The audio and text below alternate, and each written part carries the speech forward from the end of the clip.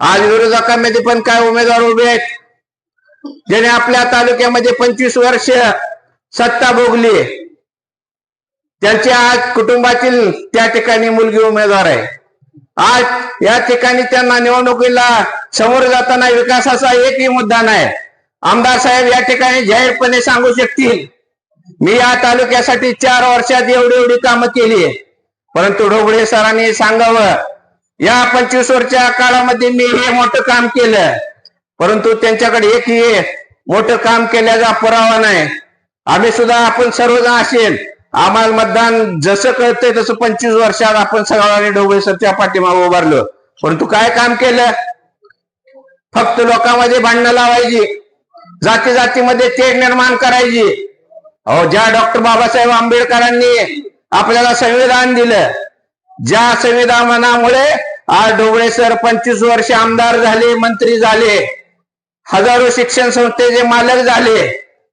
आज त्या डॉक्टर बाबासाहेब आंबेडकरांच्या नातवावरती तुम्ही त्यांचे संस्कार करता, ज्यांच्यामुळे आपण फायदा घेतला त्यांचे संस्कार करता। तुम्ही जर तुमच्या स्वतःच्या फायद्यासाठी आज तुम्ही काय बोलताय? बौद्ध धर्म आणि मातंग समाजामध्ये भांडण लावायचं काम चालू आहे। आरक्षणासाठी बौद्ध धर्माला तुम्ही लांडगा म्हणून त्या ठिकाणी उल्लेख करताय, म्हणजे कुठल्या थराला तुम्ही राजकारण करतात? म्हणून बंधूंनो, आज विचार करा। आमच्या या भगिनीला आज ते म्हणतायत या परक्या उमेदवार आहेत। जनार्दन शिवशरण सारखा गरीब घरातला आज एक तरुण स्वतःच्या कष्टावर आज या ठिकाणी उद्योगपती म्हणून त्या ठिकाणी पुढे आलाय आणि आज त्या ठिकाणी या निवडणुकीमध्ये सामोरं जात आहे। आणि आज त्यांची मुलगी ढोबळे सर कुठले आहेत? इथले आहेत, आपल्यातले अक्कलकोटचे आहेत, कुरनूरचे। आपण तरी पण 25 वर्ष आमदार केलं, नोकरीला कुठं ते पंढरपूरला। आज मुलीचं नाव मतदार यादीत कुठं आहे? वाघोलीत। मुलगी राहायला कुठं आहे? पुण्याला। तुम्ही तिथं सुद्धा पुण्याला महापालिकेची निवडणूक या उमेदवारांनी लढवली, पुण्यातील लोकांनी तिथं डिपॉझिट जप्त केलं या उमेदवाराला। म्हणजे तुमची ख्याती संपूर्ण महाराष्ट्रात आहे, तुम्ही काय पद्धतीनं वागलात, काय पद्धतीनं राजकारणात। आणि आज या ठिकाणी तुम्ही आमच्या या उमेदवाराला परक म्हणून संबोधताय। आज आपण पाहिलं असेल, आज स्वर्गीय अजितदादा यांचं अपघाती निधन झालं। आपल्या सगळ्यांचे नेते अजितदादा या पश्चिम महाराष्ट्रामध्ये ग्रामीण भागामध्ये नेतृत्व करत असताना अपघात झाला। आणि आज आपण पाहिलं असेल की या निवडणुकीमध्ये त्यांची मुलगी आणि ढोबळे सर अजितदादांच्या नावावरती आज मत मागतात। बंधूंनी, गेल्या महिनाभरापूर्वीच हे जे उमेदवार आहेत त्यांनी एक चॅनलला मुलाखत दिली होती। अजितदादावरती त्यांनी त्या 17,000 घोटाळ्याचा आरोप ह्याच कोमल ढोबळेने केला होता।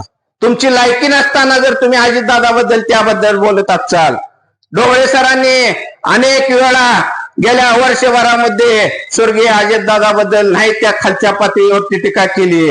आणि आज ढोबळे सर तुम्ही जर अजितदादांचं नाव जर घेऊन बोलत असाल तर ही तरुण पिढी तुम्हाला माफ करणार नाही। म्हणून बंधूंनो, आज विचार करा, ही निवडणूक आपल्या गावाच्या विकासासाठी महत्वाची आहे। एका बाजूला विकास करणारी माणसं आहेत, एकामध्ये भांडण लावणारी माणसं आहेत। म्हणून आपण विचार करून या निवडणुकीला मतदान करा। खऱ्या अर्थानं जर आपण पाहिलं असेल, पाठीमागच्या काळामध्ये पण निवडणूक झाली असतील, ढोबळे सरांनी आपल्या पत्नीला त्या ठिकाणी उभं केलं होतं। खरं पाहिलं तर एवढा मोठा मंत्री असलेला माणूस कार्यकर्त्याला, गोविंद बोरकडे सारख्या कार्यकर्त्याला त्यावेळी संधी पाहिजे होती, गोविंद निवडून आला असता त्या ठिकाणी, परंतु गोविंदला त्या ठिकाणी माघार घ्यायला लावली। एक बौद्ध समाजातल्या कार्यकर्त्याला माघार घ्यायला लावली, त्या ठिकाणी स्वतःच्या पत्नीला उभा केलं। पण आपल्या तालुक्यातली जनता पण जेवढं डोक्यावर घेते तेवढंच खाली टाकल्याशिवाय राहत नाही। 5,000 मतांना त्या ठिकाणी हुलदुलतीला ढोबळे सरांच्या पत्नीचा पराभव झाला। आणि आज तुम्हाला विनंती करतोय, ज्यांनी आपल्याला 35 वर्ष वेड्यात काढलं, तेल दोंडा दाखवला, चाळीस दोंडा दाखवला, गद्या गाडव दाखवला, खऱ्या अर्थानं आपण त्यांना या गावात आल्यावर तेल दोंडन दगड घेऊन खरं मागं लागण्याची वेळ आहे। परंतु आपल्यावरती संस्कार झाले आहेत. आपण त्यांना त्या पद्धतीनं दगडे घेऊन मागे लागायला नाही, तर मतपेटीच्या माध्यमातून आपण त्यांना दाखवण्याची वेळ आहे. आपण सुद्धा या मतदारसंघामध्ये 10,000 मतांनी त्यांचा पराभव करण्याची वेळ आलेली आहे बंधूंनो. म्हणून येत्या 7 तारखेला आपल्या करुणताई शिवशरण यांचं चिन्ह कमळ आहे आणि यादव साहेब यांचं चिन्ह कमळ आहे. त्या कमळ चिन्हासमोरील बटन दाबून आपण या दोन्ही उमेदवाराला विजयी करावं ही विनंती करतो.